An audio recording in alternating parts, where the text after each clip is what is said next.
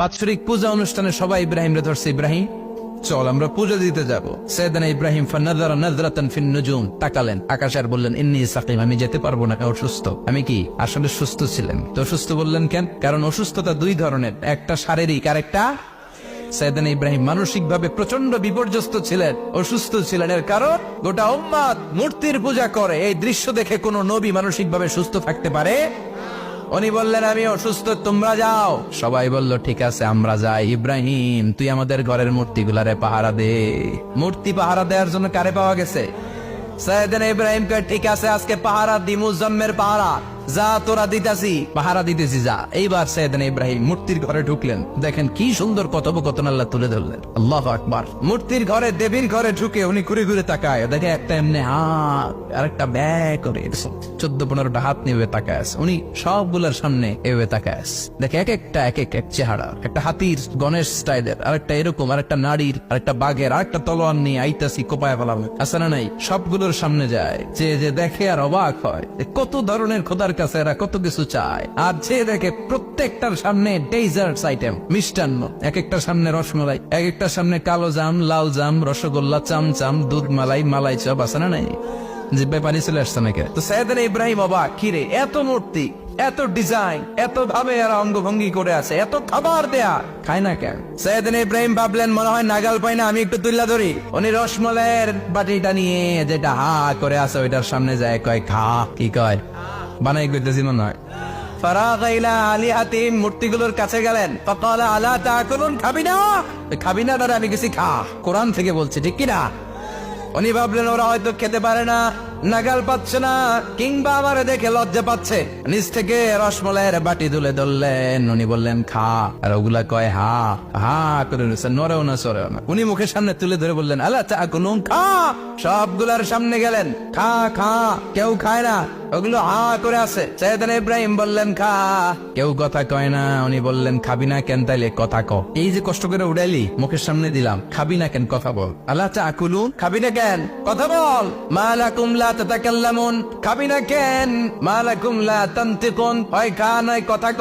বলতেই লাগলেন খা খা, প্রত্যেকটা মূর্তির সামনে গেলেন, খা। ওগুলো করে আছে হা, কোনো কথা কয় না। কয় কেন খাবি না? তাইলে কথা ক। খায়ও না, কথাও কয় না। আপনার ছেলে বায়না ধরছে, আব্বা চানাচুর খাম। কি খাম? চানাচুর কিনে দিলেন, এই নে চানাচুর। এখন চানাচুর খায় না। কিরে বাপ খাবি না কেন? কথাও কয় না। খায়ও না, কথাও কয় না। এখন বাকি আছে কোনটা? কথা কর। ফারাগা আলাইহিম দারবাম বিল ইয়ামিন, ডান হাতে কুপানো শুরু করলেন, ইচ্ছা মতো খুশি কিল মারতে মারতে মূর্তিগুলার সাইজ। ফারাগা আলাইহিম দারবাম বিল ইয়ামিন, এক একটা নবীর হাতে জান্নাতি শক্তি দিয়েছে কে? খা নাইলে কথা ক।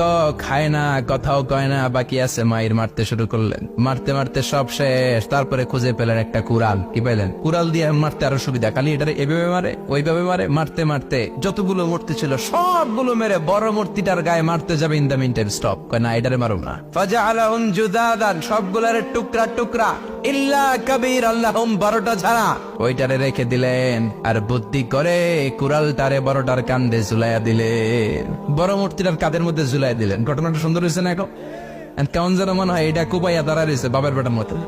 বড় পূজার শেষ, পূজার দিনক্ষণ শেষ। বিকেল বেলা পূজা মণ্ডপ থেকে সব এসে দেখে সর্বনাশ।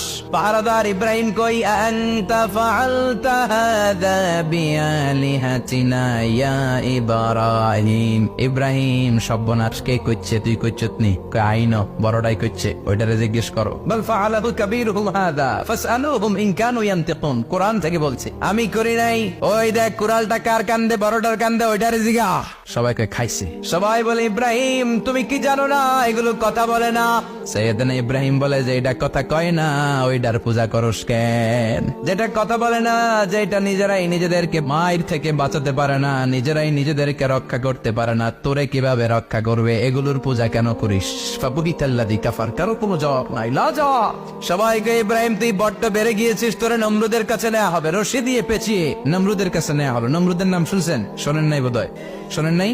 পৃথিবীতে 4 জন বাদশা ছিল, যারা গোটা বিশ্বের বাদশা। গোটা বিশ্বের 2 জন কাফের, 2 জন মুমিন। মুসলমানের একজন হচ্ছে জুলকারনাইন, আরেকজন হচ্ছে সাইয়েদনা সুলাইমান। কাফেরের একজন হচ্ছে বাখতানাসার, আরেকজন হচ্ছে নমরুদ। এই নমরুদের কাছে নিয়ে যাওয়া হলো রশি দিয়ে বেঁধে।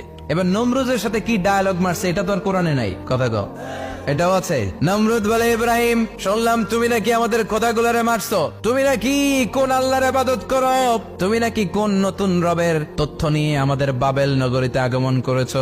আমি ছাড়া কোনো খোদা আছে বলে তো আমি শুনি নাই, এই বাবেল নগরীতে আমি ছাড়া কোনো খোদা আছে আজকে নতুন শুনলাম। কে তোমার খোদা, কি তার পাওয়ার? এবার ডায়ালগ মারা শুরু করলেন সাইয়েদনা ইব্রাহিম। সাইয়েদনা ইব্রাহিম বললেন, রব্বি আল্লাযী ইউহয়ী ওয়া ইউমীত, আমার রব এমন রব যিনি জীবন দেয় আবার মরণও দেয়। নমরুদ বলে, তাই তোমার আল্লাহ জীবন দেয় মরণ দেয়? আনা উহয়ী ওয়া উমীত। এবার নমরুদ ডায়ালগ মারতেছে, আনা উহয়ী ওয়া উমীত, আমিও তো জীবন দেই আমিও তো মরণ দেই। সাইয়েদনা ইব্রাহিম বললেন, তুমিও যদি আমার আল্লাহর মতো জীবন দাও মরণ দাও তাইলে দেখাও। নমরুদ জেলখানা থেকে দুইজন ফাঁসির আসামিকে ধরে আনলো। ধরে এনে একটা ধারালো ছুরি নিয়ে প্রথম আসামির পেটের ভিতরে ধা করে ছুরিটা ভরে দিয়েছে। ফিনকি দিয়ে রক্ত ছুটলো, লোকটা ছটফট ছটফট ছটফট করতে করতে দুনিয়া থেকে বিদায়।